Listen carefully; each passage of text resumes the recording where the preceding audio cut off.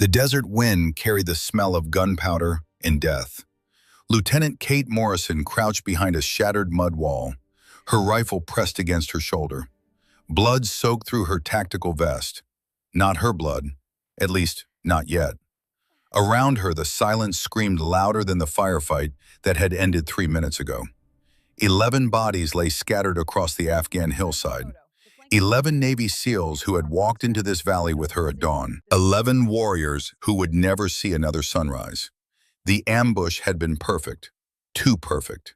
Someone had known they were coming. Someone had sold them out. Kate's hands trembled as she pressed her radio. Phantom 1-1 to command. We're down, all of them. I'm the only one left. Static answered her. Then a voice, distant and hollow. Extraction inbound. Hold your position. Hold her position. Against 40 Taliban fighters who knew exactly where she was. Kate checked her ammunition.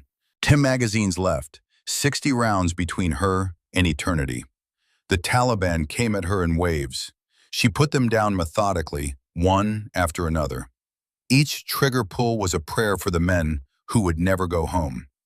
Each expended casing was a promise that their deaths would not be meaningless. 14 enemy fighters fell before the extraction helicopter thundered over the ridge. As the crew chief hauled her into the bird, Kate looked down at the valley floor. Her team lay where they had fallen, American flags painted in blood on foreign soil. The crew chief was shouting something, but Kate couldn't hear him. All she could hear was the silence where her brothers' voices used to be. They called her Phoenix after that, not because she rose from the ashes, but because she was the only thing left standing when everything else had burned. Camp Pendleton, California, present day. The California sun beat down on Lieutenant Kate Morrison as she stepped through the main gate of Marine Corps Base Camp Pendleton. Her duffel bag hung from one shoulder. Her secrets weighed heavier than any gear she carried. The orders in her pocket were simple. Temporary assignment as Navy Liaison Officer to coordinate joint operations between Special Warfare Units and Marine forces stationed at Pendleton. The truth was considerably more complicated. Kate observed everything as she walked across the compound. The patrol patterns, the sight lines, the rhythm of the base. 2 years of surviving in hostile territory had trained her to catalog threats automatically. Old habits died hard, especially when they kept you alive. At the administration building, a young Marine corporal looked up from his paperwork. His name tape read, Price. He couldn't have been more than 20 years old, with nervous energy that marked him as fresh from boot camp. Ma'am, Price said, snapping to attention, how can I help you? Kate handed over her orders. Lieutenant Morrison, reporting for temporary assignment. I'm supposed to check in with the base commander. Price scanned the paperwork, his eyebrows rising slightly. Yes, ma'am, Colonel Cross is expecting you. 3rd floor, office 312. As Kate made her way through the building, she felt the weight of curious stares. A female Navy officer walking through Marine Corps halls drew attention. She kept her expression neutral, professional. The mask she'd perfected over 8 years of operating in environments that didn't always welcome her presence. Colonel Vincent Cross's office was utilitarian and sparse. Military memorabilia covered the walls. The colonel himself was a weathered man in his early 50s, with steel gray hair and eyes that seemed to measure everyone who entered. Lieutenant Morrison, Cross said, rising to shake her hand. His grip was firm, testing. Welcome to Camp Pendleton. I trust the flight from Virginia was smooth? Yes, sir. No issues. Good. Please, sit. Cross settled behind his desk and opened a file. Kate recognized the classified markings on the folder. Her real file. Not the sanitized version that Price had seen downstairs. I've reviewed your record, Cross said carefully, though I suspect there's quite a bit in here that's above even my clearance level. Kate remained silent, neither confirming nor denying. Cross smiled slightly at her discretion. What I can tell you is that Pentagon has specific concerns about information security at this installation. We've had 3 SEAL operations compromised in the last 6 months. 3 teams that walked into situations that should have been clean. People died, Lieutenant. Kate's jaw tightened. She knew exactly how that felt. Your mission, Cross continued, is to identify the source of these leaks while maintaining your cover as a liaison officer. You'll have access to joint training exercises, personnel files, and communication logs, but you'll be operating alone. No official support, no backup.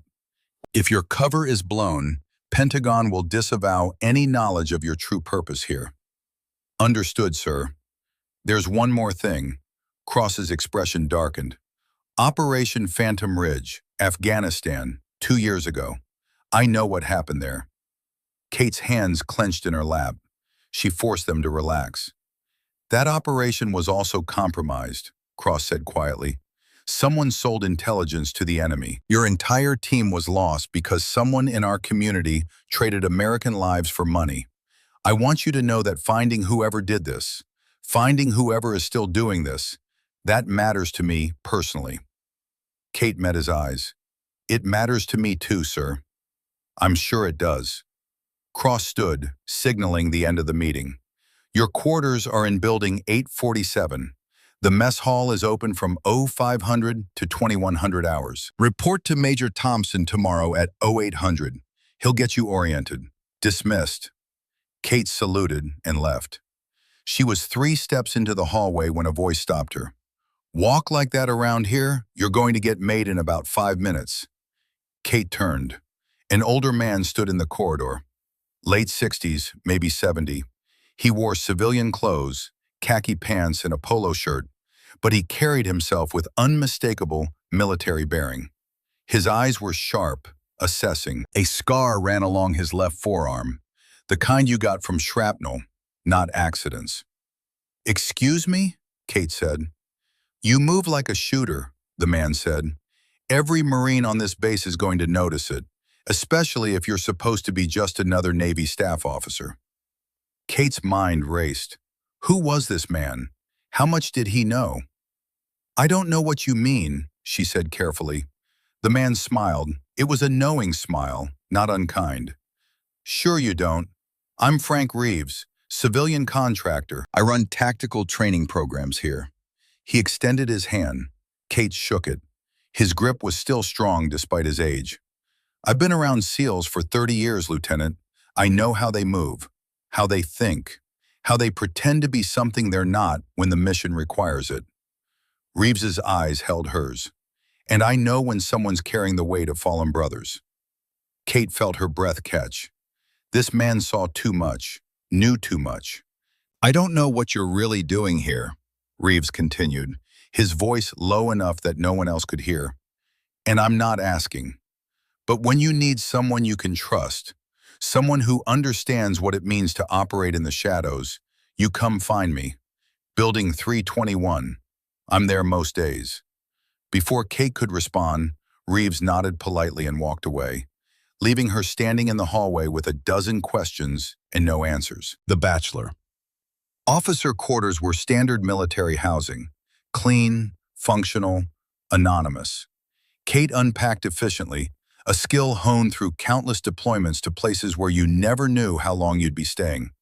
Her personal items were few: a photo of her SEAL team, taken 3 months before Phantom Ridge. 11 men grinning at the camera, arms around each other's shoulders, invincible in their youth and training. Kate kept that photo face down in her drawer. Some ghosts were too painful to look at every day. As evening approached, Kate decided to conduct reconnaissance in the mess hall. Mealtimes were always revealing.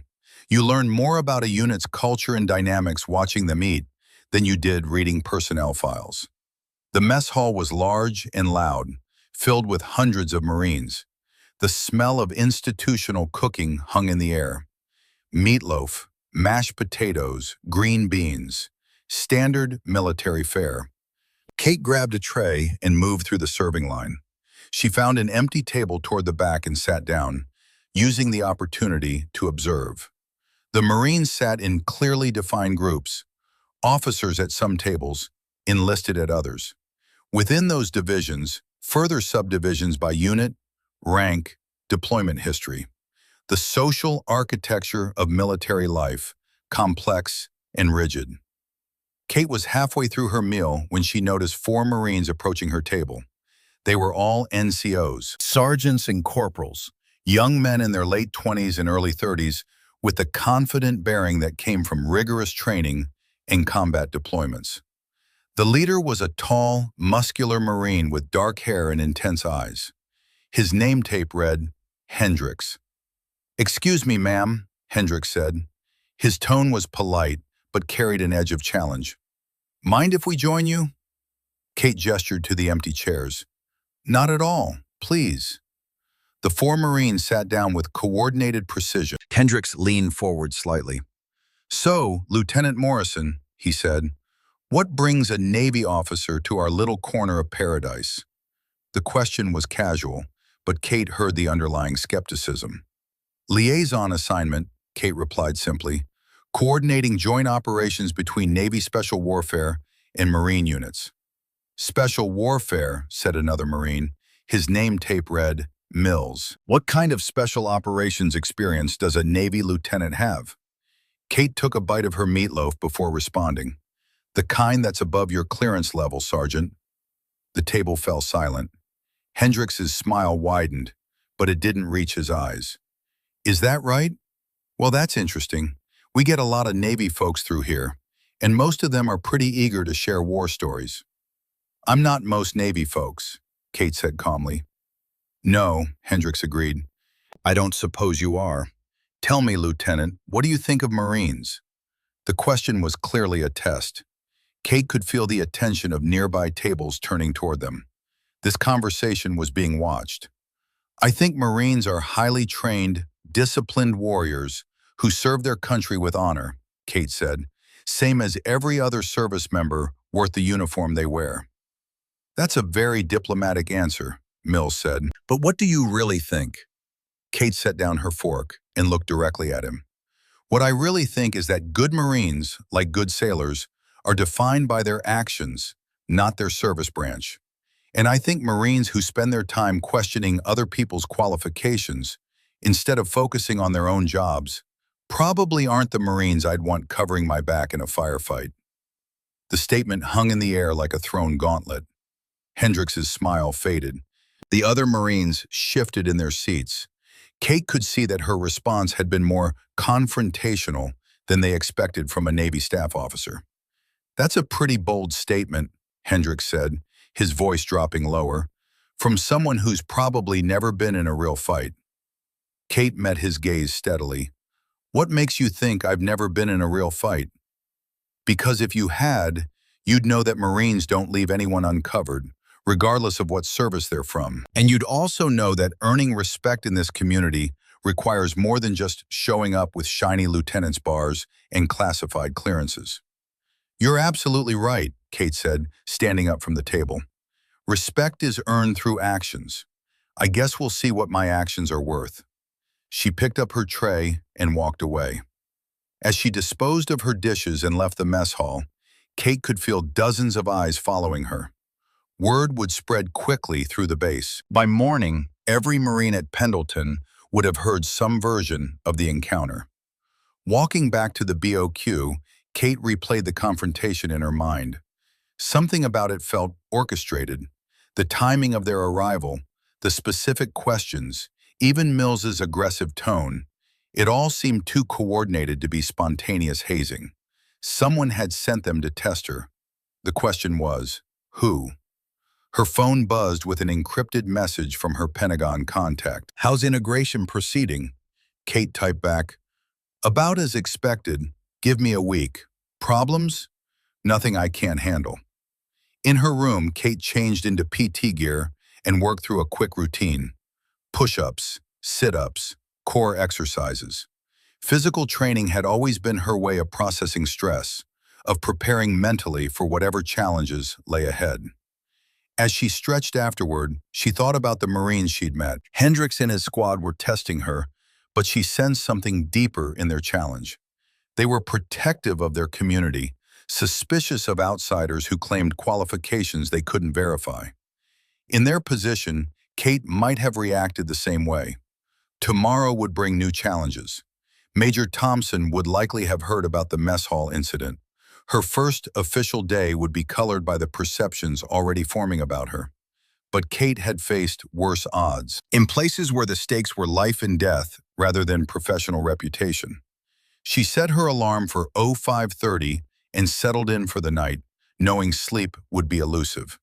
It always was on the first night in a new place. Old habits from too many deployments to hostile territory, where sleeping too deeply could get you killed. Tomorrow she would begin the delicate process of proving herself without revealing who she really was. It would require all of her skills, not just the physical ones learned in SEAL training, but the psychological and tactical ones that had kept her alive when 40 Taliban fighters wanted her dead. As Kate drifted toward an uneasy sleep, she thought about the 11 men who hadn't made it home from that Afghan valley. Their faces haunted her dreams every night. She had failed to save them, but she would not fail to find the person who had sold them out. That was a promise written in blood and sand, and Lieutenant Kate Morrison always kept her promises. The alarm went off at 05:30, but Kate was already awake. Years of military service had trained her body to wake before any alarm. Another survival mechanism from too many forward operating bases where being the last one awake could be fatal. She went through her morning routine with practiced efficiency. PT gear, a 5-mile run around the base perimeter, shower, dress in her Navy working uniform. By 07:30, she was eating a quick breakfast of coffee and oatmeal from the small supplies she kept in her room. By 0800 sharp, she was standing outside Major Thompson's office.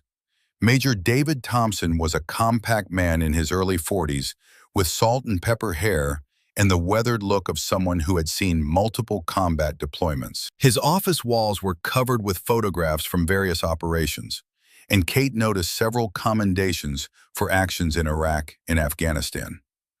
"Lieutenant Morrison," Thompson said as she entered, "please have a seat. Coffee?" "Thank you, sir. Black if you have it." Thompson poured 2 cups from a well-used coffee maker in the corner before settling behind his desk. "I heard you had an interesting evening in the mess hall yesterday," he said. Kate kept her expression neutral. "Just getting acquainted with some of the Marines, sir." "Sergeant Hendricks and his squad." Thompson leaned back in his chair. "Good Marines, actually. Hendricks has 2 Bronze Stars from his deployments. Mills, Ortega, and Chen are all solid performers. They're protective of their unit and skeptical of outsiders, but they're not troublemakers." "Understood, sir." "The thing is, Lieutenant, they're also influential among the enlisted personnel. How this situation develops between you and them is going to affect how the entire base views your assignment here." Kate nodded. "What would you recommend, sir?" Thompson studied her for a moment. "Honestly, I'd recommend you find a way to demonstrate your competence without getting into a pissing contest. These Marines respect action more than words. And right now, all they know about you is that you claim to have classified credentials they can't verify. What opportunities might present themselves for that kind of demonstration? Well, there's a joint training exercise coming up next week. Marines and Navy SEALs working together on a simulated hostage rescue scenario. You'll be observing as part of your liaison duties." Thompson paused, seeming to weigh his words. "But there might be opportunities for more active participation if you're qualified. A joint exercise, that would give Kate a chance to observe SEAL operations while maintaining her cover, and potentially to demonstrate capabilities without revealing their full extent. I'd be very interested in participating however I can, sir." "Good. In the meantime, I'm assigning you to shadow Lieutenant Colonel Stone on coordination protocols. She's our operations officer and has significant experience working with special operations units. You'll find her in building 2011. After leaving Thompson's office, Kate made her way across the base. The morning was already warm, and she could see Marines conducting physical training in various areas around the compound. Their discipline and intensity were impressive. Whatever else might be said about inter-service rivalries, The Marines maintained excellent standards. She was halfway to building 2011 when she noticed him. A man watching her from across the parade ground, late 40s, muscular build, walking with a slight limp. There was something familiar about his posture, the way he moved, something that triggered alarm bells in Kate's tactical awareness. The man turned and walked away before Kate could get a closer look. She made a mental note and continued to her meeting with Lieutenant Colonel Stone. The rest of the morning passed in professional coordination meetings. Stone was a sharp officer in her late 30s, with auburn hair and a no-nonsense approach to operations planning. She walked Kate through various joint operation scenarios, asking probing questions about Navy procedures and sharing insights about Marine tactics. Kate found herself genuinely engaged in the work. This was the kind of coordination that could save lives in the field, preventing the miscommunications and assumptions that led to friendly fire incidents or tactical failures. It was nearly noon when Kate left Stone's office and headed toward the mess hall for lunch. She was 3 steps out of the building when she nearly collided with Frank Reeves. "Lieutenant Morrison," Reeves said pleasantly. "Settling in okay?" "Yes, sir, thank you." "Good, good." Reeves fell into step beside her as they walked. "I wanted to apologize if I came on a bit strong yesterday. Sometimes an old man forgets his manners." "No apology necessary. I appreciated the advice." They walked in silence for a moment. Then Reeves said, quietly, "There's someone watching you. Man in his late 40s, muscular, walks with a limp on his left side. You noticed him this morning." Kate's pulse quickened, but she kept her expression neutral. "I did. His name is David Foster, Master Sergeant, transferred here about 8 months ago from Camp Lejeune. Keeps to himself mostly, but I've seen him observing the PT sessions you're likely to participate in." Reeves paused. "Thing is, I've been around a long time, Lieutenant, and I know when someone's watching for operational reasons versus when they're just curious. This man is watching you operationally. You think he's a threat? I think you should be careful, and I think you should know that if you need backup, you've got it." Kate stopped walking and turned to face Reeves. "Why are you helping me?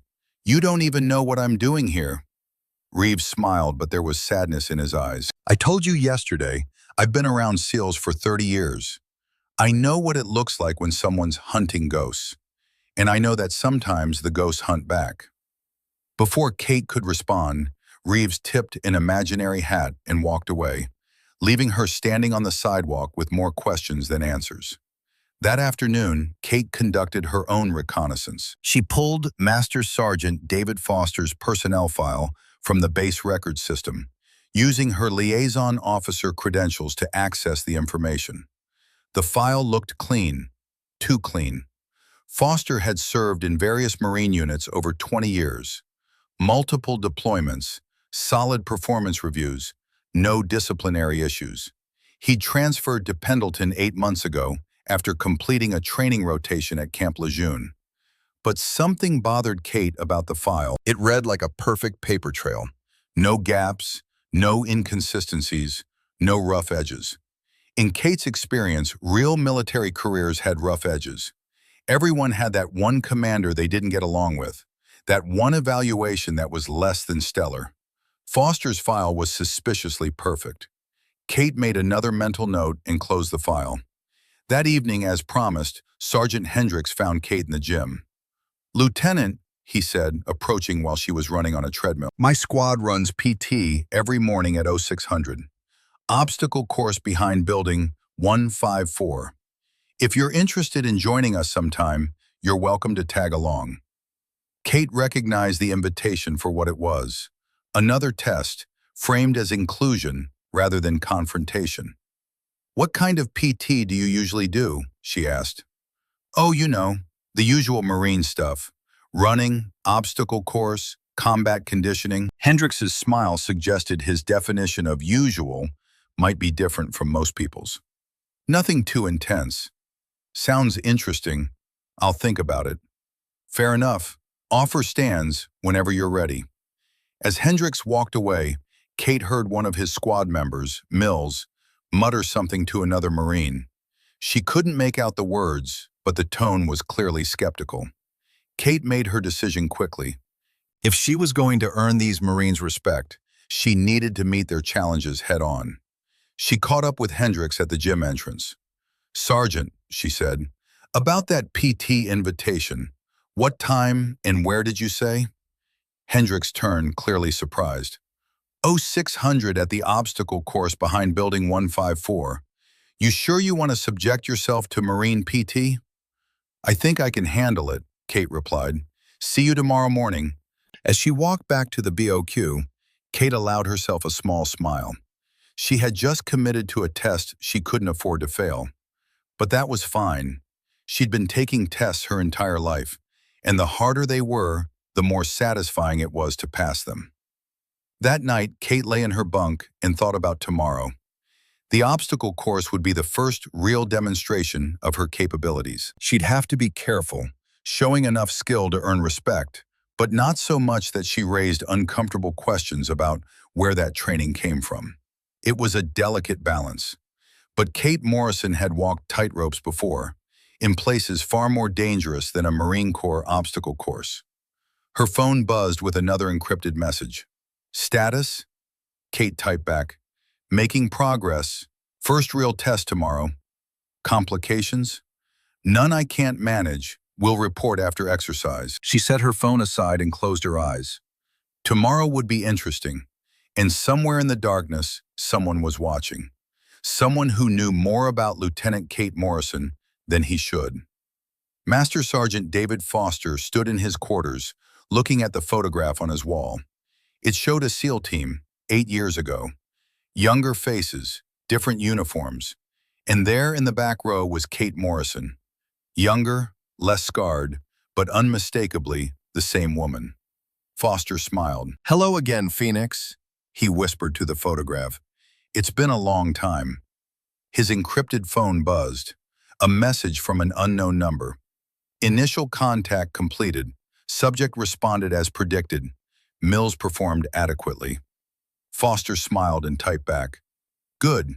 Proceed to phase 2. Then he sent another message to a different recipient. "Target confirmed. She's here. Proceed to phase 2. The response came back immediately. "Understood. Stand by for further instructions." Foster looked out his window toward the BOQ where Kate was sleeping. "I wonder if you remember me," he said softly. "I wonder if you know what's coming."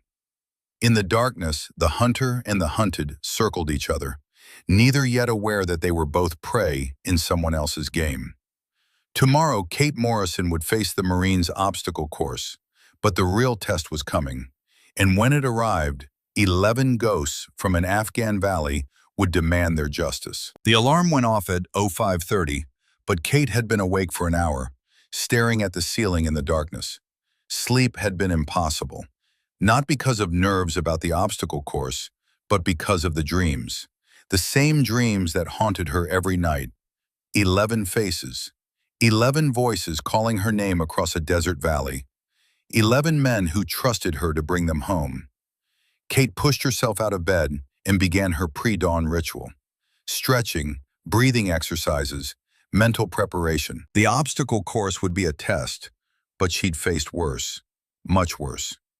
By 05:55, she was standing at the obstacle course behind Building 154. Sergeant Hendricks and his squad were already there, along with about a dozen other Marines. The obstacle course was a formidable construction of walls, ropes, crawling pits, and various climbing challenges designed to break the weak and forge the strong. Hendricks looked surprised to see her. "Lieutenant Morrison, didn't think you'd actually show." "I said I would," Kate replied simply. "Fair enough," Hendricks gestured to the course. "Here's how we usually do things. 15-minute warm-up run, then we tackle the obstacle course. We time each run, and whoever posts the slowest time buys drinks for everyone else." Kate nodded. "What's the course record?" "That would be Hendricks," said Corporal Mills. 4 minutes, 37 seconds. Kate studied the course layout. That was an impressive time. Very impressive. The kind of time that required not just strength and speed, but tactical thinking about the most efficient route through complex obstacles. The warm-up run was conducted at a pace that would have challenged most recreational athletes. Kate kept up easily, but she made sure not to look too comfortable. The key was to appear competent without appearing exceptional. As they returned to the obstacle course, Kate noticed more Marines had gathered to watch.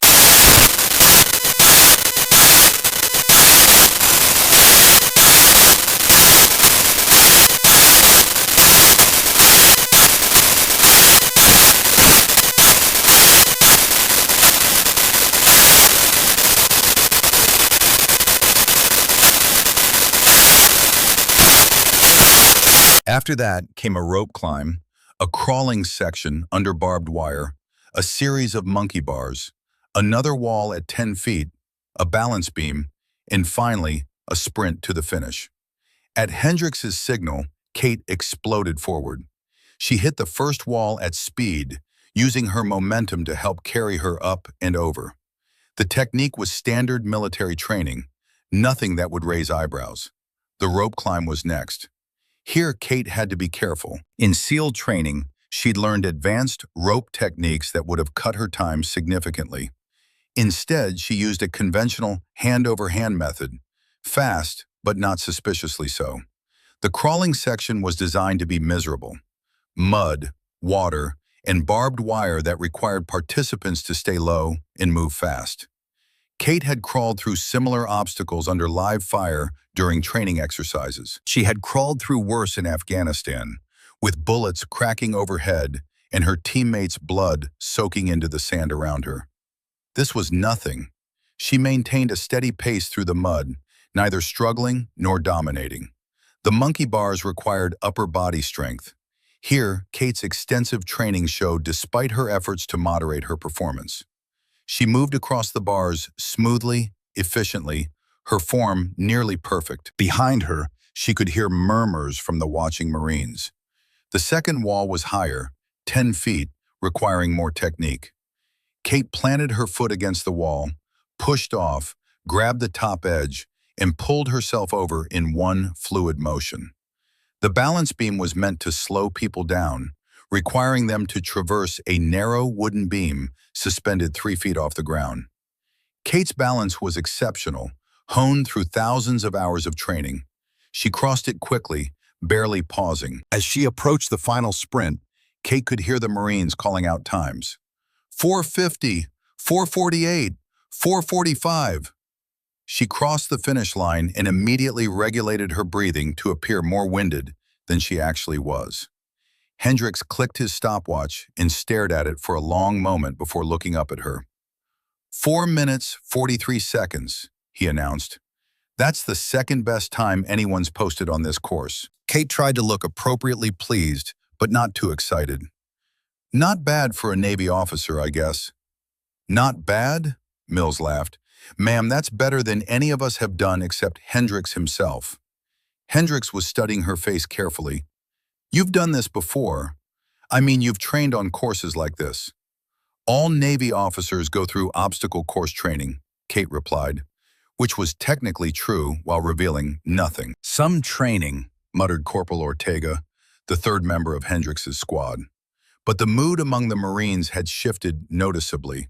The hostility and skepticism from the previous days had been replaced by curiosity and grudging respect.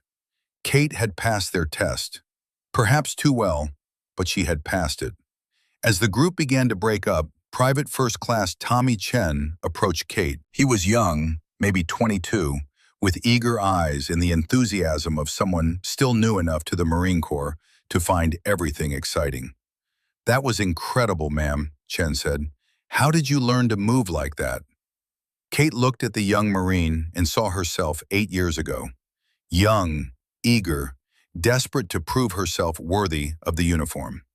Practice, she said simply, and good instructors. Do you think, Chen hesitated, do you think you could show me some techniques? I'm trying to improve my time. Before Kate could answer, Hendrix appeared beside them.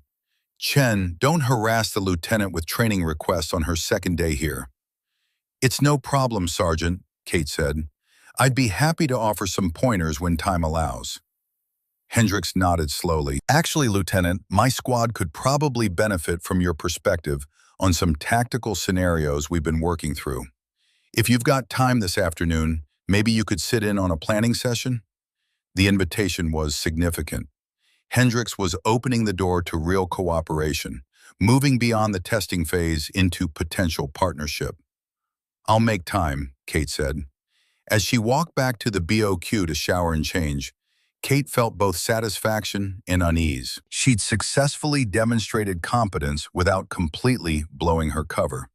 But she'd also drawn more attention to herself, made herself more visible. In her experience, visibility could be dangerous, especially when someone was watching. That afternoon, Kate found herself in a classroom with Hendricks' squad, discussing tactical scenarios. Hendricks had set up a whiteboard with a rough diagram of a compound. So here's the situation, Hendricks began. We're providing perimeter security for a SEAL team conducting a hostage rescue. Our job is to hold the perimeter and prevent enemy reinforcements from interfering with the primary mission. Kate studied the diagram. She could see immediately that the Marines' planned positions had several vulnerabilities, but she had to be careful about how she pointed them out. What's your primary concern? She asked. Getting overrun if the enemy brings superior numbers, Hendricks replied. And your contingency if the primary assault team runs into unexpected resistance? Hendricks frowned. We hold our positions and wait for them to complete their mission. Kate chose her words carefully. Have you considered scenarios where the assault team might need immediate support? What if they encounter a situation that requires additional manpower? We send a fire team to reinforce them, Mills suggested. Which weakens your perimeter, Kate pointed out. What other options do you have? The Marines thought for a moment. Then Chen spoke up. We could reposition to provide covering fire from a different angle without abandoning our sectors. Exactly, Kate said, feeling a surge of satisfaction. The key is maintaining flexibility while not losing sight of your primary mission. For the next hour, they worked through various scenarios. Kate found herself impressed by the Marines' tactical thinking. They asked good questions, built on each other's ideas, showed real understanding of complex operational dynamics. But she also had to constantly monitor herself, making sure she didn't reveal too much knowledge, didn't suggest tactics that only someone with direct special operations experience would know. As the session wound down, Hendricks pulled Kate aside. Lieutenant, you seem to know an awful lot about special operations for a liaison officer. Kate felt the familiar flutter of caution. I've spent time studying joint operations as part of my Navy career. Understanding how different units work together is essential for effective coordination. Right, Hendricks said slowly. But some of the things you're talking about, those sound like lessons learned from actual experience, not just from studying manuals. The observation was dangerously accurate. Every officer learns from the experiences of others, Kate said. The Navy has extensive debriefs and case studies from previous operations. Part of professional development is absorbing those lessons. Hendricks nodded, but Kate could see he wasn't entirely convinced. She was walking a razor's edge between credibility and exposure. That evening, Kate was heading back to her quarters when she noticed him again. Master Sergeant David Foster. He was standing near the motor pool, apparently inspecting a vehicle, but Kate could tell from his posture that he was watching her peripherally. She made a decision. Instead of heading directly to the BOQ, Kate changed direction and walked toward the motor pool. Foster looked up as she approached, his expression neutral and professional. Master Sergeant, Kate said, I'm Lieutenant Morrison. I don't think we've been formally introduced. Foster extended his hand. His grip was firm, controlled. Master Sergeant David Foster, ma'am. Welcome to Pendleton. Up close, Kate could see the details Reeves had mentioned. The slight limp, the scar on his jaw. Something about his eyes was familiar, but she couldn't place it. I've seen you around the base, Kate said, keeping her tone casual. What's your assignment here? I work with the training battalion, help develop combat readiness programs. Foster's voice was smooth, practiced. And you're the new Navy liaison officer, correct? That's right. Coordinating joint operations. Interesting assignment, Foster smiled, but the expression didn't reach his eyes. Must require someone with special qualifications. Just the standard Navy training, Kate replied. They stood in silence for a moment, each assessing the other. Well, Foster said finally, I should get back to work. Welcome aboard, Lieutenant. I'm sure we'll be seeing more of each other. As he walked away, Kate felt a cold certainty settle over her. David Foster was not who he claimed to be. She returned to her quarters and immediately began a deeper investigation. Using her classified access, she pulled Foster's complete service record, including assignment histories and deployment records. The files were extensive and detailed. Too detailed. Kate had seen enough fabricated identities during her career to recognize the patterns. Real service records had inconsistencies, gaps, the messy reality of military bureaucracy. Foster's records were seamless. Someone with significant resources had created this identity. She cross-referenced Foster's claimed deployment dates with unit rosters from those periods. In most cases, the names matched, but there were subtle discrepancies. A Master Sergeant David Foster had indeed served in those units, but the photographs in the historical records didn't match the man Kate had just met. The real David Foster had died 3 years ago in a training accident. Someone was using his identity. Kate's encrypted phone buzzed. A message from Frank Reeves. Need to talk. Building 321. Now. Kate grabbed her jacket and headed out into the night. Building 321 was a small structure near the edge of the base, used for storage and occasional training sessions. When Kate arrived, she found Reeves waiting in a dimly lit office. Close the door, Reeves said. Kate did, and immediately noticed that Reeves had swept the room for surveillance devices. A small electronic counter-surveillance unit sat on the desk, its lights indicating the room was clean. Your Master Sergeant Foster, Reeves began without preamble. I did some digging, called in some old favors with people who owe me. The real David Foster died in a car accident at Camp Lejeune 3 years ago.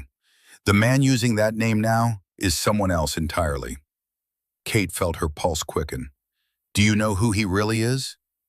Reeves pulled out a tablet and showed Kate a photograph. It was old, maybe 10 years, but the face was unmistakable. Victor Kane, former Navy SEAL, dishonorably discharged 8 years ago for war crimes. Kate's blood ran cold as she read the file Reeves had compiled. Victor Kane had been one of the most talented SEALs of his generation. Brilliant tactician, exceptional operator. But he'd also been ruthless to the point of brutality. During operations in Iraq, he'd been accused of executing prisoners, of using excessive force against civilians. The investigation had been led by Kane's commanding officer at the time, Frank Reeves. You court-martialed him, Kate said softly. I reported him, Reeves corrected. The court-martial was handled by JAG. But yes, my testimony was the key evidence that got him kicked out of the teams. What did he do? Reeves's face darkened. He executed 3 civilians during a raid, claimed they were enemy combatants, but the evidence showed they were unarmed, trying to surrender. Kane killed them anyway, then tried to cover it up. And you exposed him. I did what was right. The teams are supposed to be better than that. We're supposed to be warriors, not murderers. Reeves paused. Kane swore revenge. Told me he'd destroy everything I'd built, everyone I'd trained. I thought it was just angry words from a bitter man. But then operations started getting compromised. SEALs started dying in ambushes that shouldn't have happened. Kate felt pieces clicking into place. Operation Phantom Ridge. Reeves nodded grimly. Your team wasn't the first. There were others. 3 operations in the 6 months before Phantom Ridge. 2 more since then. Every single one had been compromised. Someone sold the intelligence to the enemy. Kane. I believe so. He has the knowledge, the connections, and the motivation. He's getting revenge against me by killing the SEALs I trained, by destroying the legacy I built. Kate's jaw tightened. rage building in her chest. My team, they died because of some psychopath's vendetta? I think so, and I think he's here now for a reason. Something big is coming, something that will be the culmination of his revenge. Kate's mind raced. What do you know about upcoming operations? There's a visit scheduled, 3 days from now. Secretary of Defense is making an unannounced inspection tour of West Coast bases. Pendleton is on the itinerary, but it's highly classified.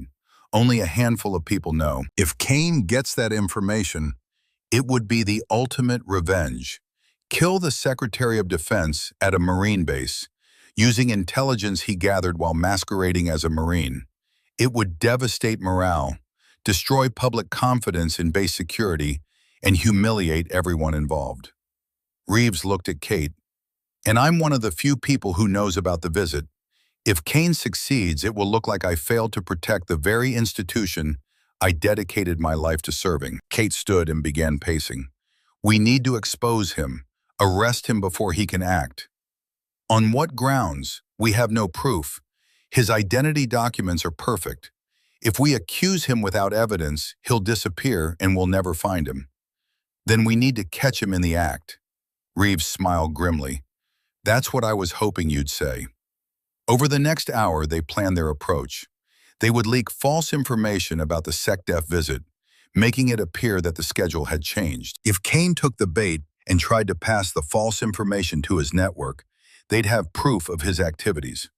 It was risky, but it was the only play they had. As Kate prepared to leave, Reeves stopped her. There's something else you should know, he said quietly. Kane was at the same forward operating base as your team, right before Operation Phantom Ridge. He was there as a contractor, providing tactical consultation. He would have had access to your mission briefing. Kate felt rage building in her chest. He knew exactly where we were going, what we were doing, and he sold that information to the people who ambushed you. Why are you telling me this? Reeves met her eyes. Because when we face him, and we will face him, I need to know that you'll keep your head. Revenge is tempting. God knows I want it too. But we need to be smart, not emotional. We need to be better than he is. The SEALs I trained, the ones who died because of him, they deserve justice. Not revenge. Justice. Kate took a deep breath, forcing herself to calm down. I understand. I won't let rage make me reckless. Good, because you're not just fighting for yourself. You're fighting for 11 men who can't fight anymore. Kate nodded and left. Back in her quarters, she sent an encrypted report to Pentagon, outlining what she'd discovered about Kane and the potential threat to the SecDef visit. The response came back within an hour. Maintain cover. Coordinate with Reeves. Do not engage Kane until we have confirmation. Secretary of Defense visit proceeds as scheduled. This is now a joint operation. Additional assets will be deployed to support. Kate read the message 3 times, feeling the weight of what was coming. The next morning, she joined Hendrix's squad for PT again. This time, she ran the obstacle course without holding back quite as much, posting a time of 4 minutes, 39 seconds. Hendrix whistled. You just beat my record. Beginner's luck, Kate said, but Hendrix wasn't buying it anymore. After the session, he pulled her aside. Lieutenant, I'm going to be straight with you. I don't know what your real story is, and maybe I don't need to know, but I can recognize an operator when I see one. Whatever you're really doing here, if you need help, my squad has your back. Kate looked at the Marine sergeant, seeing the sincerity in his eyes. She made a decision. There may come a time when I need to ask for that help, she said carefully. You've got it. No questions asked. It was a significant moment. Hendrix was offering trust without demanding explanations. In the military, that kind of loyalty was rare and precious. That afternoon, Kate and Reeves executed their plan. They created a falsified schedule showing the SecDef visit had been moved up by 1 day. The document was classified and marked with special access codes. Then Reeves, using his clearance as a civilian contractor, placed the document in a secure file room that he knew Kane had access to. Now they waited. Kate spent the next 18 hours in a surveillance position, watching the file room remotely through security cameras that Reeves had discreetly positioned. At 0300 hours, her patience was rewarded. A figure entered the file room.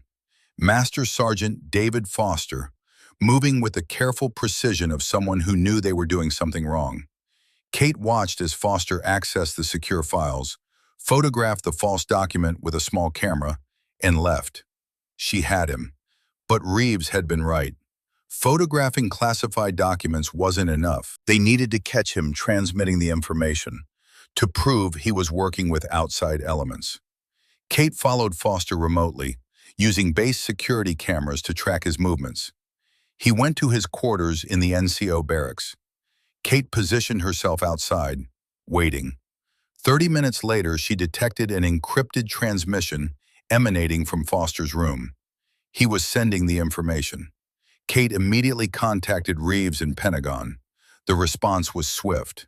Do not engage. Maintain surveillance. SecDef visit now confirmed as operational bait. Prepare for possible hostile action in 48 hours. Kate felt her stomach tighten. They were going to let the threat develop, use the SecDef as bait to draw out Kane's entire network. It was tactically sound. It was also incredibly dangerous. The next day passed in tense preparation. Kate, she answered cautiously.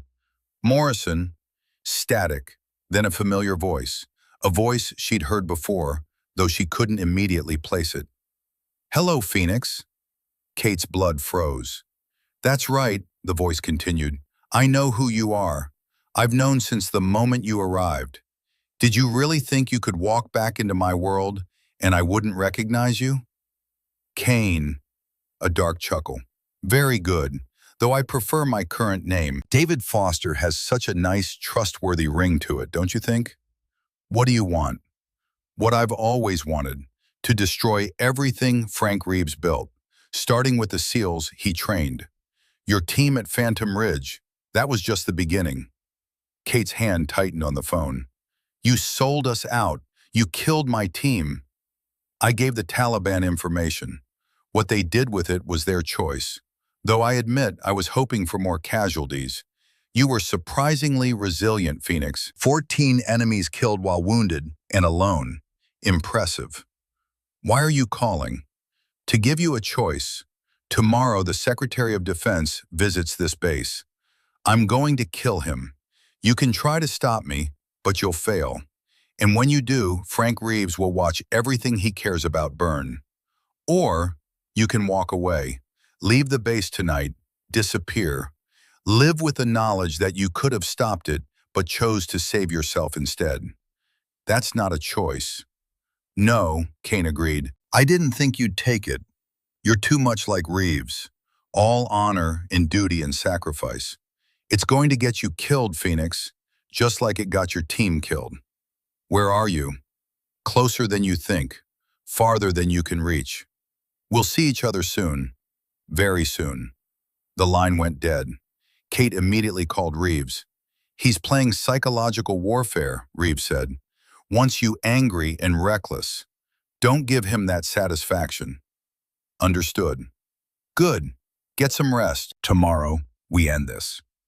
Kate spent the rest of the night preparing, checking weapons, reviewing tactical plans, running through scenarios. At 0500, she received the final briefing. SecDef would arrive at 1400 hours. The visit would last approximately 2 hours. During that time, Kate, Reeves, and a small team of Marines would be on high alert, watching for any sign of Kane's attack. Pentagon had also deployed a counterterrorism unit, but they would remain hidden, backup assets to be called in only if the situation escalated beyond local control. Kate met with Hendrix's squad at 0700. Here's the situation, she said, abandoning pretense. We have credible intelligence that there will be an attack on the SecDef today. The attacker is highly trained, probably has a team with him, and knows this base intimately. The Marines listened intently, their faces serious. Your job is to provide security during the visit. But more than that, you need to watch for anything unusual.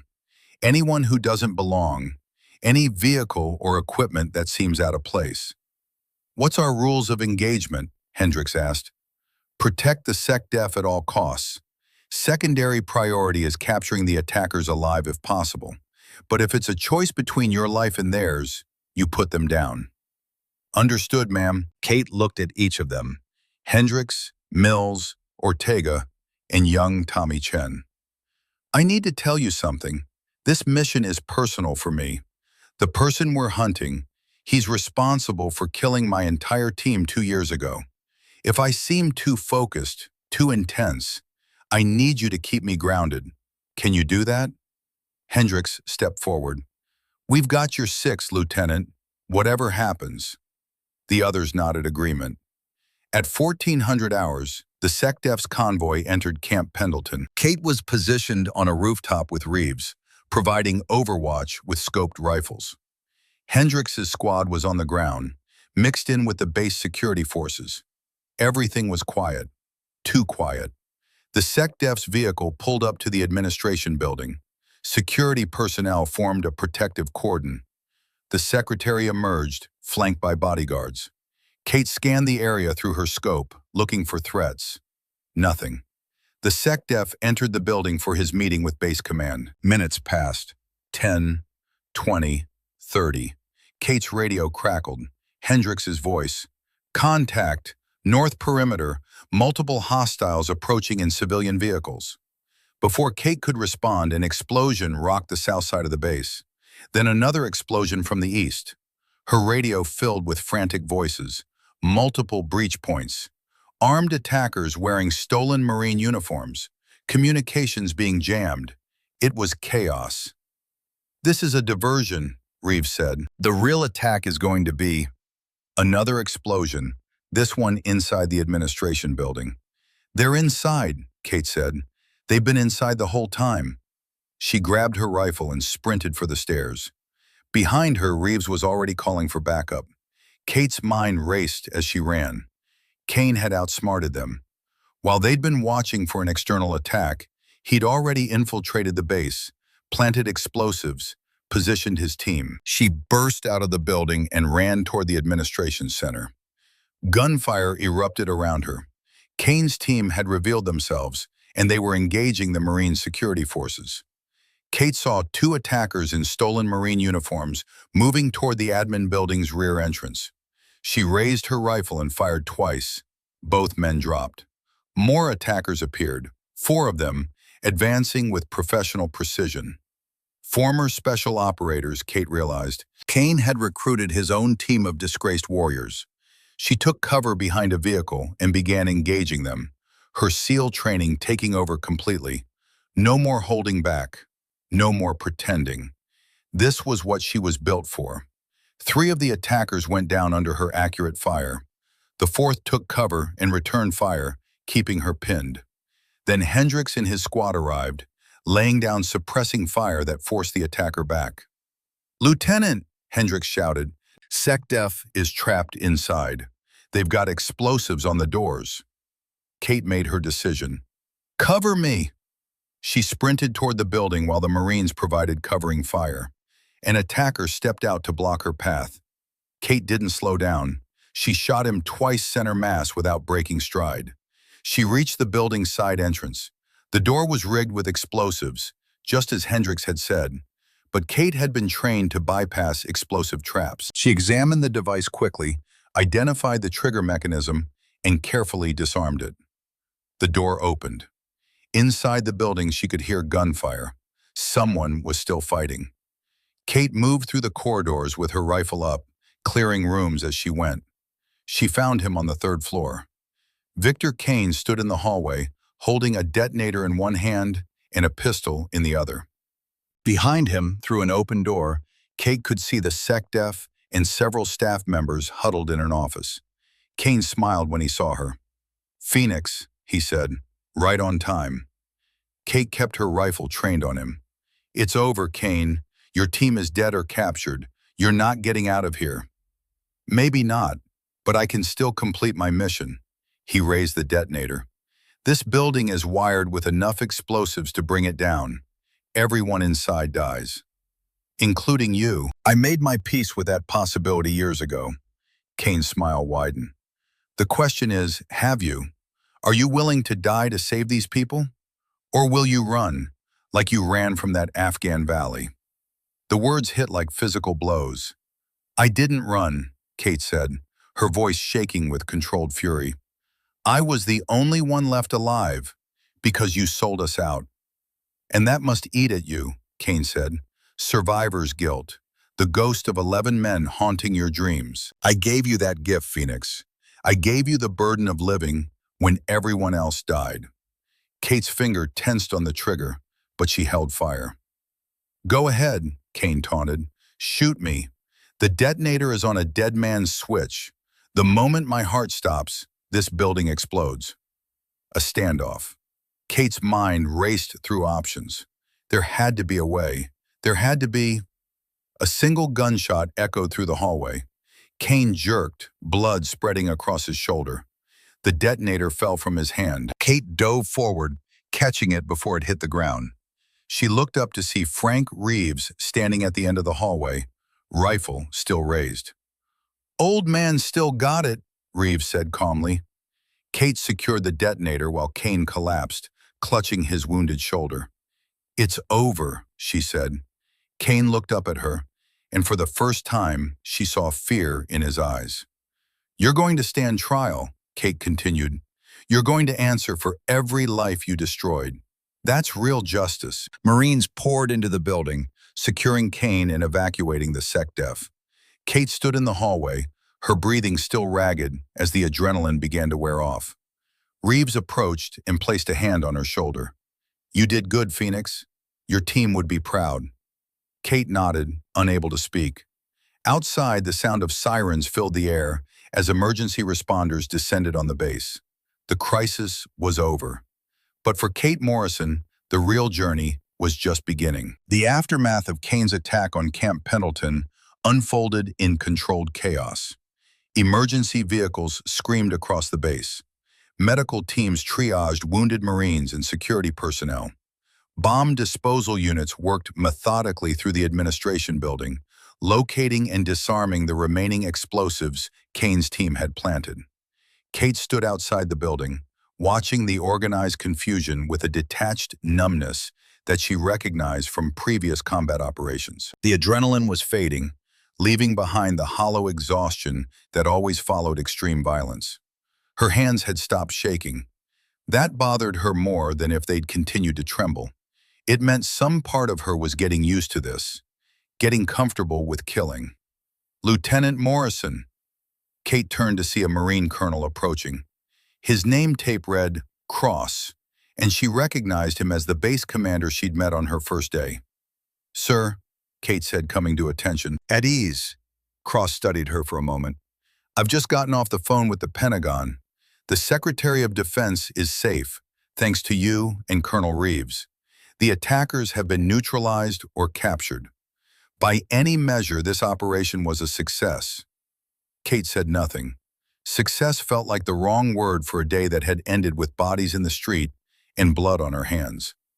However, Cross continued, your cover as a liaison officer is obviously compromised. Every Marine on this base now knows you're not what you appear to be. Pentagon is sending a team to debrief you and determine next steps. They'll arrive within the hour. Understood, sir. There's one more thing. Cross's expression softened slightly. Sergeant Hendricks and his squad performed admirably today. They want to see you.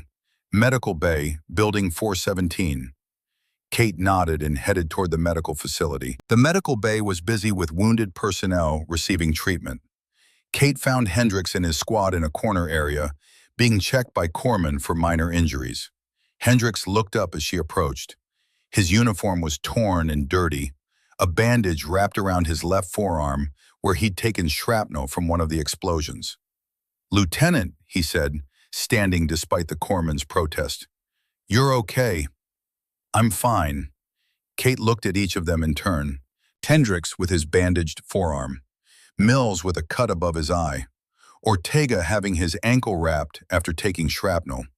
Tommy Chen sitting quietly, hands still trembling slightly from his first real combat experience. 4 Marines who had started as skeptics and become brothers in arms. "Is it true?" Mills asked. "Are you really a SEAL?" Kate hesitated, then nodded. "Yes." "I knew it," Chen said quietly. "From the first day, the way you moved, the way you saw everything, I knew you were something special." "How long have you been operating?" Hendricks asked. 8 years. Made it through BUD/S on my second attempt. Been with the teams ever since." There was a moment of silence as the Marines processed this information. "Operation Phantom Ridge," Hendricks said. "That was you, wasn't it? The sole survivor who held off 40 Taliban fighters. They said it was the most impressive last stand they'd seen in years." Kate felt her throat tighten. "My team died because someone sold them out. Because I couldn't save them." "Your team died because a traitor betrayed them," Hendricks corrected firmly. "And today you made sure that person will answer for it. You saved the Secretary of Defense. You saved this entire base from a catastrophic attack. That's not failure, ma'am. That's heroism." "We're honored to have fought alongside you," Mills added.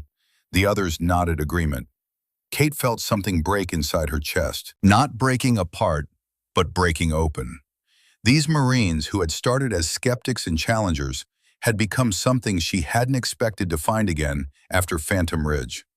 Brothers in arms. "The honor is mine," she said quietly. A corpsman approached. "Lieutenant Morrison? Pentagon debrief team is here. They're asking for you in Building 212. Kate took a breath and stood. "Duty calls." "Hey, Lieutenant," Tommy Chen called as she turned to leave. "Whatever happens next, whatever they assign you to do, just know that you've got friends here. Marines who have your back. Always." Kate smiled, feeling it reach her eyes for the first time in 2 years. "Thank you, Chen. That means more than you know." The debrief lasted 3 hours. 2 Pentagon intelligence officers, a Navy JAG attorney, and a SEAL team commander she didn't recognize went through every detail of the operation. Kate's infiltration of the base, her discovery of Kane's true identity, the coordination with Frank Reeves, the final confrontation. They were particularly interested in Kane's motivation and network.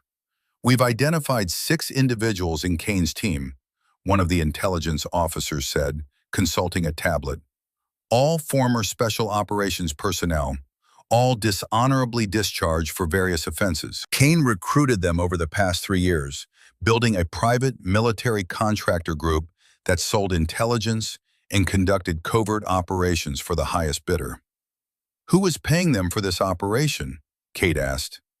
"That's still under investigation. Kane isn't talking, but we've recovered encrypted communications that suggest he had backers.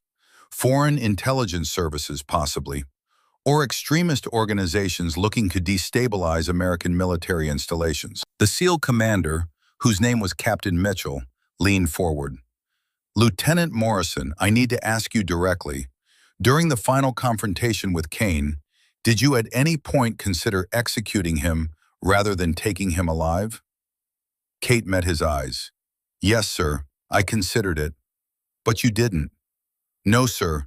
Colonel Reeves reminded me that our job is justice, not revenge. Kane alive can give us intelligence on his network, his clients, everyone involved in the operations that got American service members killed. Kane dead is just one less monster in the world, but the system that enabled him continues." Mitchell nodded slowly. "That's good reasoning. Not everyone would have shown that restraint." "Permission to speak freely, sir?" "Granted. I didn't show restraint out of noble intentions. I showed restraint because Colonel Reeves was there to remind me who I am. Without him, without the Marines backing me up, I might have made a different choice. This wasn't a solo operation. It was a team effort." "Noted." Mitchell made a note on his tablet. "Which brings us to your next assignment." Kate felt her pulse quicken. This was the moment she'd been dreading. Would they pull her back to Virginia? Assign her to a new covert operation? Bury her in some desk job to keep her away from the field? Pentagon has reviewed your performance over the past week, Mitchell continued. Your ability to maintain cover under pressure, your tactical decisions during the crisis, and most notably, your ability to build trust and coordinate with Marine personnel. We believe you have a unique skill set that could be valuable in a training capacity. Training, sir?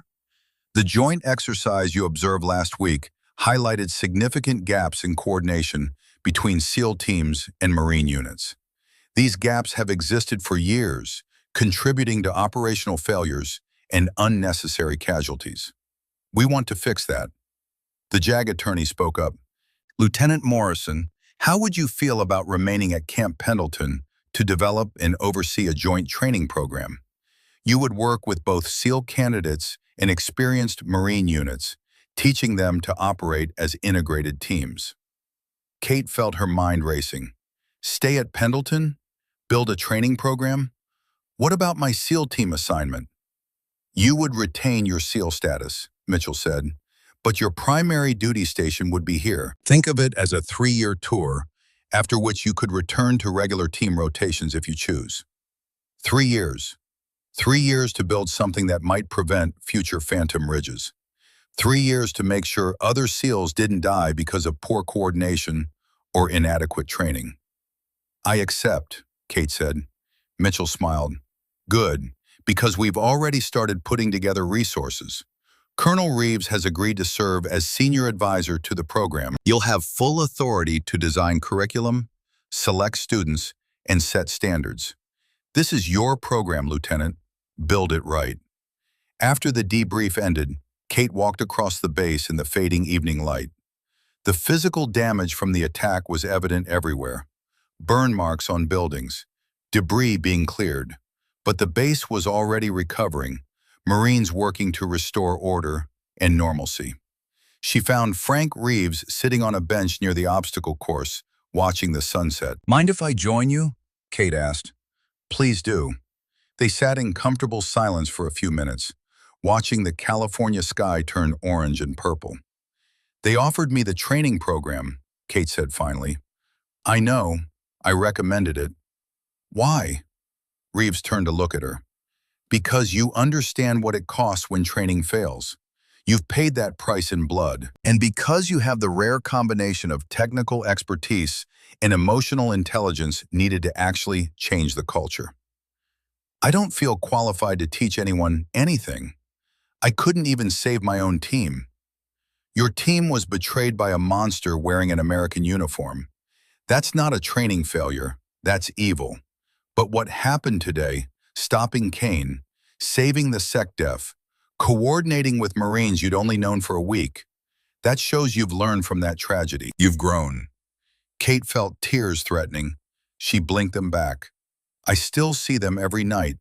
My team. They're still in that valley and I'm still failing them. They're not in that valley, Reeves said gently. They're gone, Kate. And I know that's the hardest truth to accept. But they're gone. And you're here, and you have a choice about what you do with that. You can let their deaths destroy you, or you can honor them by making sure future operators have better training, better coordination, better chances of coming home. Is that what you did after Kane? Yes, I spent 30 years training SEALs because I believed that good training and strong values could prevent men like Kane from infecting the teams. I failed with Kane, but I succeeded with hundreds of others. Men who served with honor and came home with their integrity intact. They sat in silence again, watching the last light fade from the sky. I'm scared, Kate admitted. Scared that I'll fail again. Scared that building this program will just give me a different way to watch people die. Fear is appropriate. Fear keeps us sharp. But don't let it paralyze you. Reeves stood and offered Kate his hand. Come on, there's something I want to show you. They walked across the base to a building Kate hadn't visited before. Inside was a small museum dedicated to Marine and Navy history, displays of uniforms and equipment from various eras. Reeves led her to a specific display. It showed photographs from a SEAL training class from 25 years ago. That's me, Reeves said, pointing to a young officer in the front row. And that's the class where I met most of the men who became my closest friends. 3 of them are in this photograph.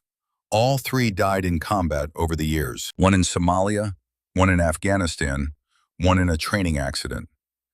Kate looked at the young faces, so full of confidence and determination. I trained them, Reeves continued. I was their instructor, their mentor. And when they died, I asked myself the same questions you're asking now. Did I fail them? Could I have trained them better? Should I quit before I got anyone else killed? What did you decide? I decided that the best way to honor their memory was to train the next generation even better, to take the lessons from their deaths and use them to save future lives. That's what you're going to do with the Phantom Ridge program. Kate looked at him sharply. The Phantom Ridge program? That's what I'm calling it, in honor of your team. 11 men who died because coordination failed, because intelligence was compromised, because the system had weaknesses that a monster like Cain could exploit. We're going to fix those weaknesses. We're going to build something that makes sure their deaths meant something. Kate felt tears running down her face now, but she didn't wipe them away. Okay, she whispered. Okay, let's build it. 3 months later, Kate stood in front of the first class of the Phantom Ridge program. 20 students sat in the classroom. 10 Navy SEAL candidates, 10 experienced Marine NCOs. They eyed each other with a typical inter-service wariness, each group convinced they were superior to the other. Kate smiled. She'd been expecting that.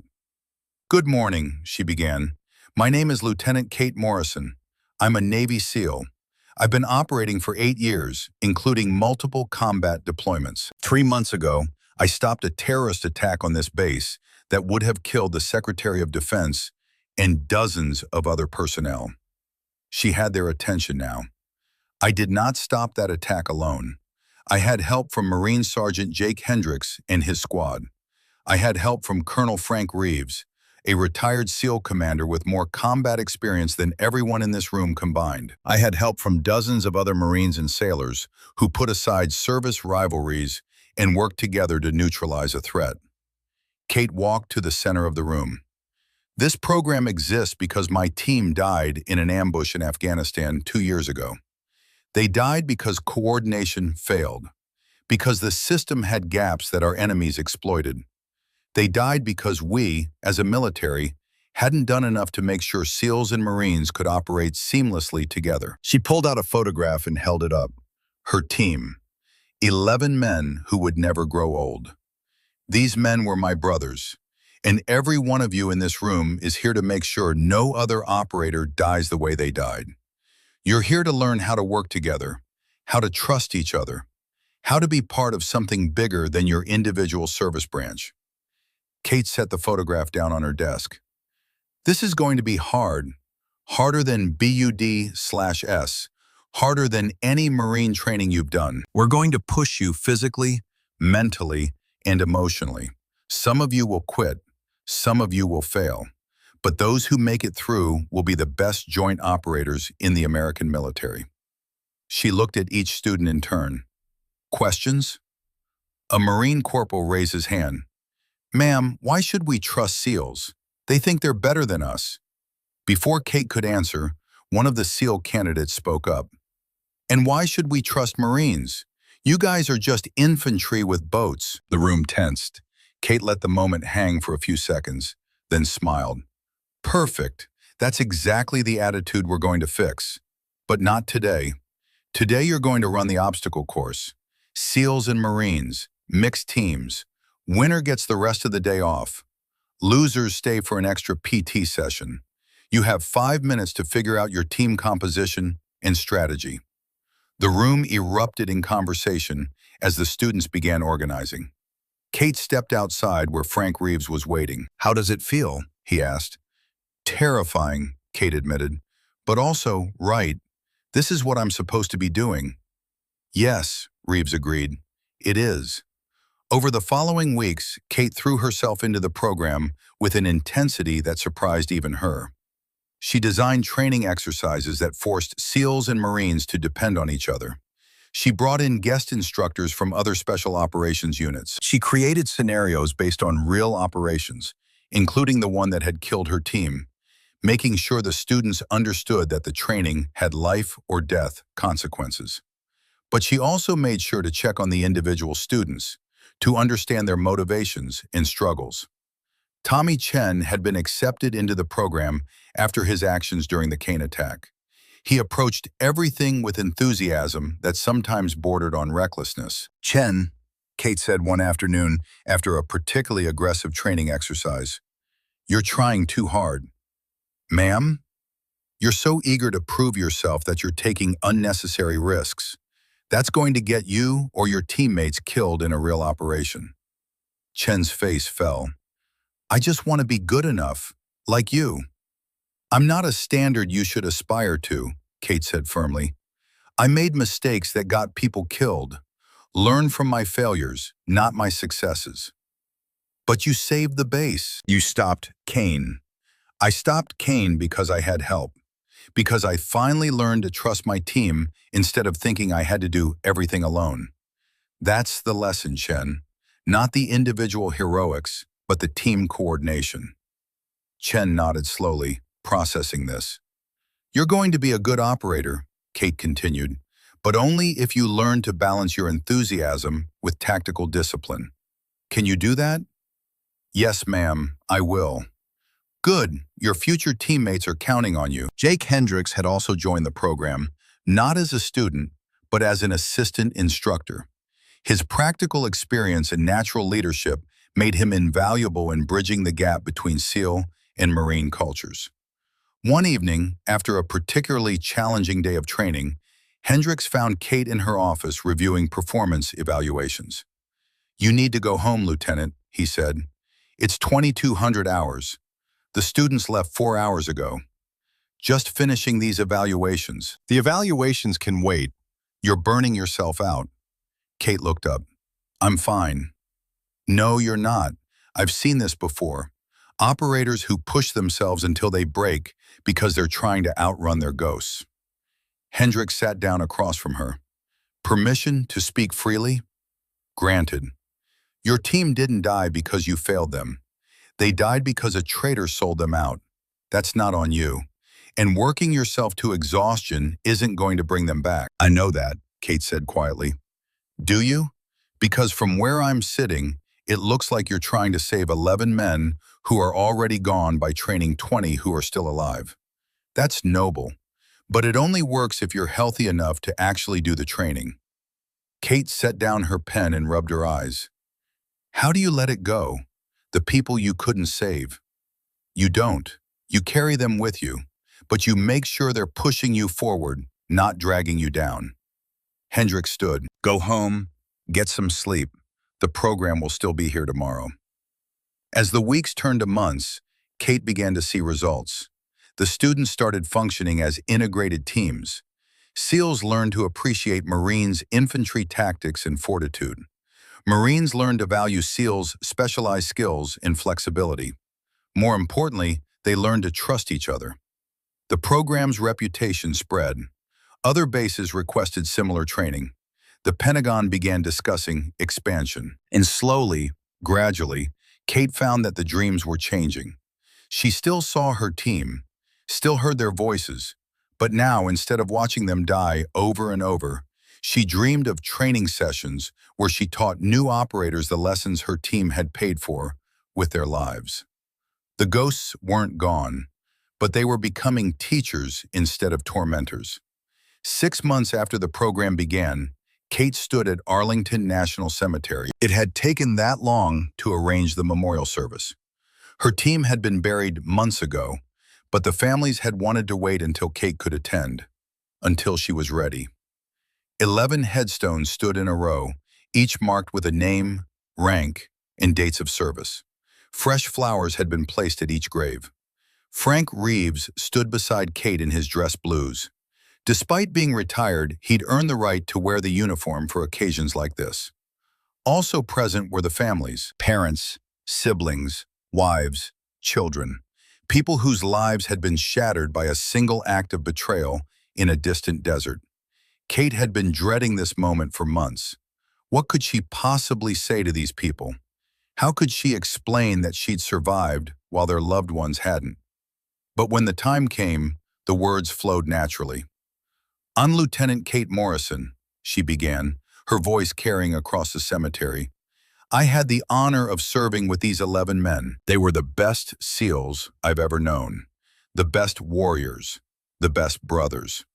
She looked at each headstone in turn.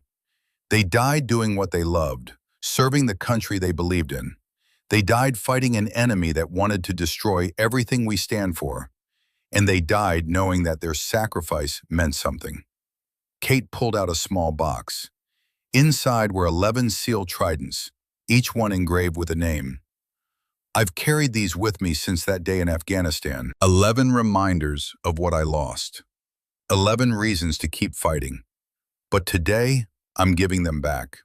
She moved to the first headstone and placed a trident at its base. "Petty Officer First Class Marcus Rodriguez, you taught me that leadership means putting your team first, even when it costs you everything." Second headstone, Senior Chief Adam Thompson, you showed me that experience and wisdom matter more than youth and enthusiasm. She continued down the line, placing a trident at each grave, speaking a brief memory of each man. When she reached the final headstone, her voice broke. "Lieutenant Commander James Harris, you were my team leader, my mentor, my friend. You taught me what it meant to be a SEAL. And when everything went wrong, when the world was burning and chaos was everywhere, you stayed calm. You gave orders that saved my life, even though you knew you weren't getting out." Kate placed the final trident and stepped back. "I survived because of these men, and I've spent the last 6 months making sure their deaths weren't meaningless.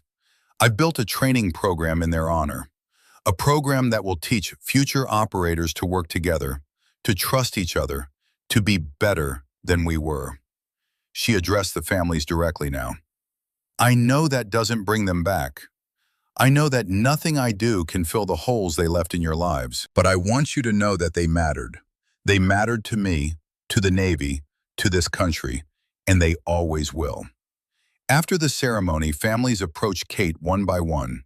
Rodriguez's mother, a small woman with tear-streaked face, hugged Kate tightly. "Thank you for bringing him home," she whispered. "Thank you for surviving to tell his story." Thompson's wife shook Kate's hand firmly. "Adam talked about you in his letters. He said you were going to be one of the great ones." He was right. Harris's father, himself a retired Navy officer, saluted Kate. "My son chose well when he chose you for his team," he said. "He would be proud of what you're doing now." Each interaction was a small piece of healing. Not forgiveness exactly. Kate would never forgive herself for surviving, but acceptance, understanding, the knowledge that she honored their memory through action rather than grief. As the families departed and the cemetery grew quiet, Kate stood alone among the headstones. Frank Reeves approached quietly. "How are you doing?" he asked. "Better," Kate said honestly. "Not healed, but better. That's all we can ask for." They stood in silence for a moment. "You know," Reeves said, "I've been thinking about legacy, what we leave behind when we're gone. For years I thought my legacy was the SEALs I trained, but I was wrong." "What is it then?" "It's the programs we build, the systems we create that outlive us. Your Phantom Ridge program is going to train thousands of operators over the years. Each one of them will be better prepared, better coordinated, safer because of what you're building. That's legacy. That's how we honor the fallen."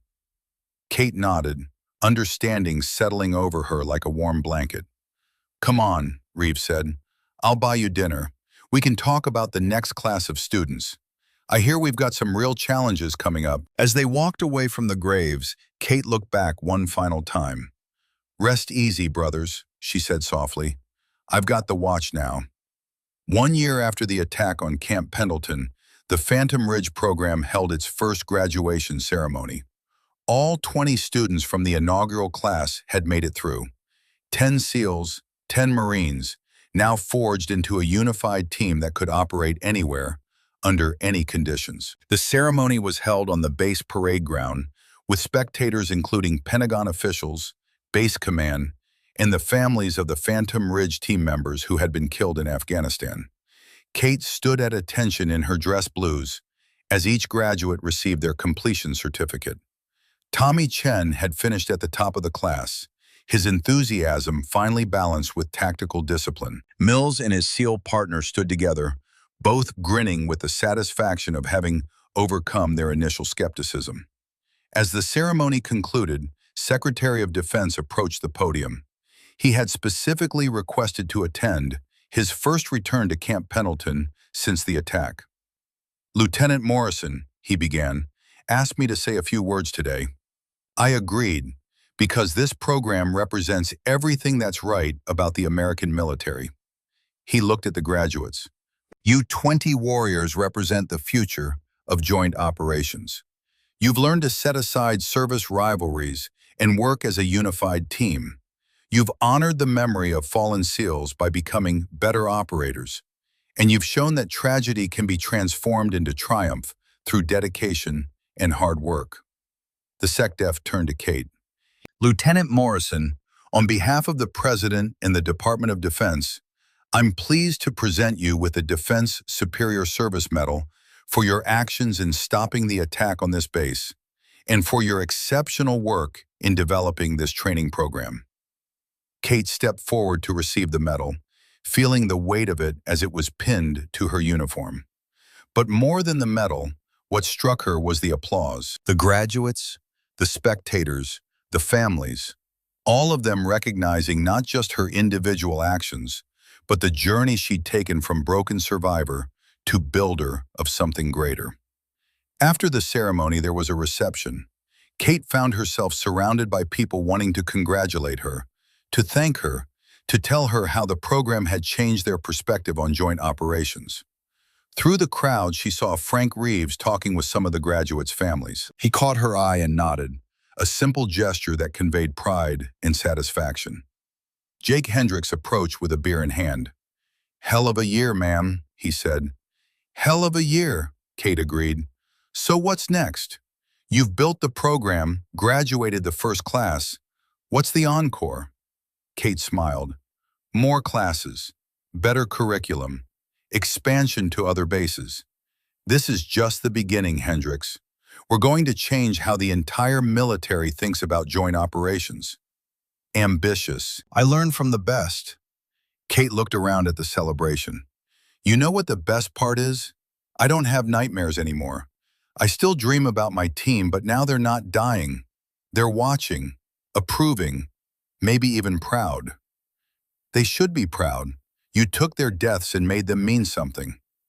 As the evening wore on and the crowd thinned, Kate found herself back at the obstacle course where this had all begun. She stood at the starting line, remembering that first morning when she'd run it trying to prove herself to skeptical Marines. "Mind if I join you?" Kate turned to see Tommy Chen approaching. "Can't sleep?" Kate asked. "Too excited. I got my orders today. I'm headed to SEAL training next month. BUD/S Class 385. "Congratulations, Chen. You've earned it." "I wouldn't be here without you, ma'am. You taught me what it really means to be an operator. Not just the physical skills, but the mindset, the teamwork, the understanding that we're all part of something bigger." Kate felt pride swell in her chest. "You taught yourself, Chen. I just provided the framework." "Can I ask you something?" "Of course." "The nightmares, the survivor's guilt, does it ever completely go away?" Kate considered the question carefully. "No, it doesn't go away, but it changes. It becomes part of who you are, part of what drives you. The key is making sure it drives you toward building something good, not toward destroying yourself." "How do you do that?" "You find a purpose bigger than yourself. For me, it's this program, making sure future operators don't die the way my team did. For you, it might be something different. But as long as you're moving forward, as long as you're making the world better, the ghosts become teachers instead of tormentors." Chen nodded thoughtfully. "Thank you, ma'am, for everything." As he walked away, Kate turned back to the obstacle course. On impulse, she stepped up to the starting line.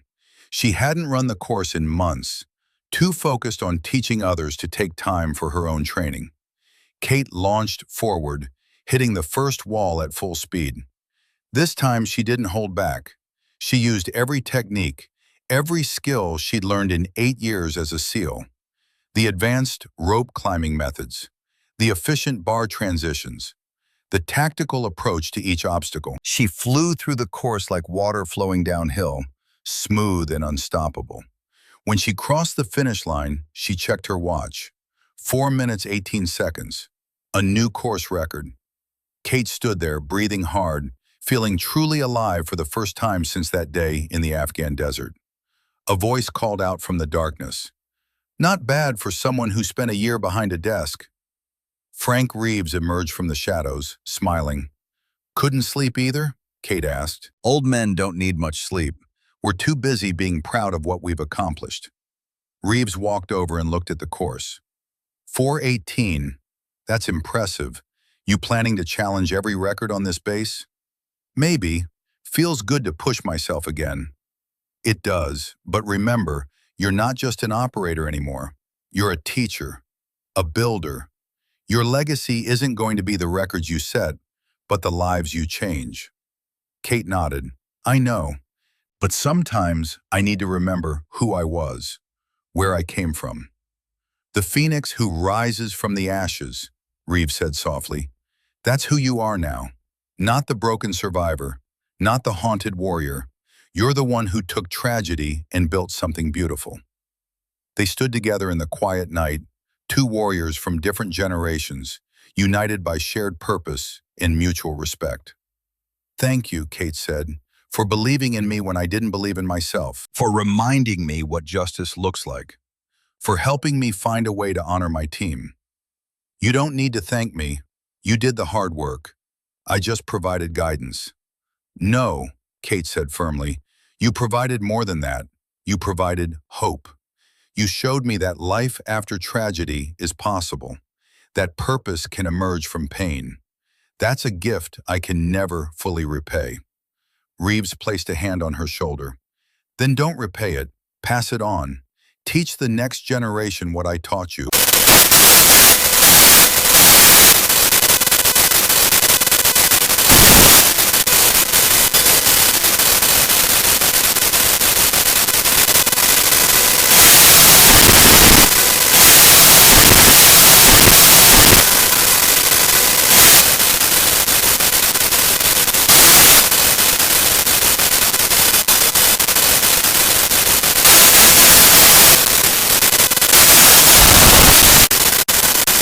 Lieutenant Kate Morrison, call sign Phoenix, had risen from the ashes of tragedy to build something greater than herself, and she was just getting started. Epilogue. 3 years later. The Phantom Ridge program had expanded to 12 military installations across the United States and 3 forward operating bases overseas. Over 800 operators had graduated from the program, forming a network of SEALs and Marines who could seamlessly coordinate in any operational environment. Joint operations success rates had increased by 47%. Coordination failures had dropped to near zero. And most importantly, the casualty rate for joint missions had decreased significantly. The Victor Kane trial had concluded 18 months ago. Military tribunal found him guilty of treason, espionage, and multiple counts of conspiracy to commit murder. He was serving multiple life sentences at the United States Disciplinary Barracks at Fort Leavenworth. His intelligence on foreign buyers and terrorist networks had led to the dismantling of 3 major arms trafficking operations. Justice had been served. Not revenge, justice. The program had become the gold standard for inter-service training. Kate, now promoted to lieutenant commander, stood in a Pentagon briefing room presenting the program's results to a room full of admirals and generals. The data speaks for itself, she concluded. Integrated training produces better operators. Better coordination saves lives. This isn't just a nice idea, it's proven, measurable improvement in mission effectiveness. One of the admirals raised a hand. Commander Morrison, What's your recommendation for next steps? Kate advanced her presentation to the final slide. Expand the program to include all Special Operations Forces, not just SEALs and Marines, but Army Rangers, Air Force Special Tactics, everyone. Create a unified Special Operations training pipeline that breaks down service barriers from day one. There was murmuring around the room. This was a radical proposal. That would require significant restructuring, another general pointed out. Yes, sir, it would. But the results would be worth it. We've proven the concept works at battalion level. Imagine if it worked at the entire Special Operations community level. The discussion continued for another hour, but Kate could see she'd made her case. After the briefing, she stepped outside and called Frank Reeves. "How did it go?" he asked. "I think we're going to get approval for the expansion. They're cautious, but they can't argue with the results." "Good. You've earned this, Kate. Everything you've built, all the lives you've saved, it's remarkable. I couldn't have done it without you." "Maybe, but you're the one who kept going when it would have been easier to quit. You're the one who transformed personal tragedy into institutional improvement. That's all you." Kate looked out at the Washington skyline. "Sometimes I still can't believe this is my life. 3 years ago, I was the broken survivor of an ambush. Now I'm briefing Pentagon leadership on transforming Special Operations training." "You were never broken," Reeves corrected gently. "You were hurt, grieving, lost, but not broken. Broken things can't be rebuilt. You were always whole, just temporarily unable to see your own strength." "Well, I see it now, and I'm using it." "Yes, you are. Your team would be proud." After hanging up, Kate walked to her car. On the passenger seat was a photograph of her original SEAL team, the same one she'd kept face down in her drawer for so long. Now it sat upright, a reminder of purpose rather than a source of pain. She picked it up and studied the faces. 11 men frozen in time, forever young, forever warriors. "We did it," she said softly. "We changed things. You didn't die for nothing." Tommy Chen had graduated BUD/S 6 months after completing the Phantom Ridge program, becoming one of the youngest SEALs in recent history. Now he was on his first deployment, putting the training to use in the field.